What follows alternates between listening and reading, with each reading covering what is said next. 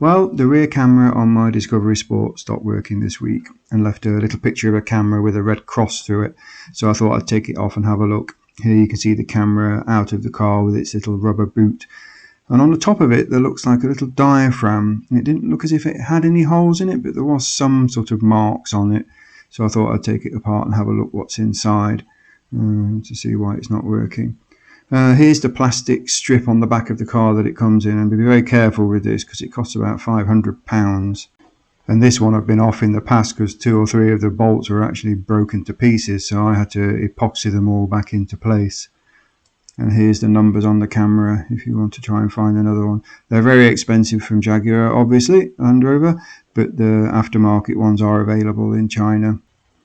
Right, and once you get inside you'll see this rubber seal which looked in good condition, to be honest, and I don't see anything at the top, and there's several layers of circuit boards inside, and then the last one here has got 3 screws holding it, and now I can just start to see some corrosion in the corner there, and that's actually underneath that diaphragm that I talked about.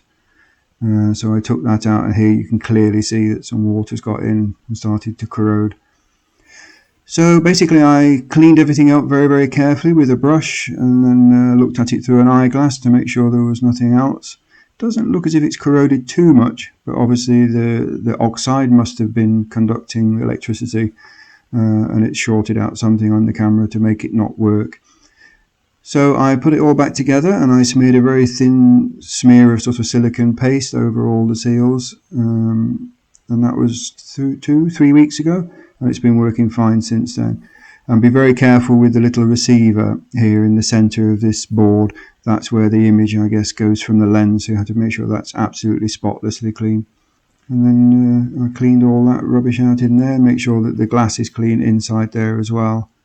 I even put a very thin smear of silicone over this diaphragm in case it did have a hole in it. I can see a tiny mark, and I guess only time will tell if the corrosion has done any permanent damage.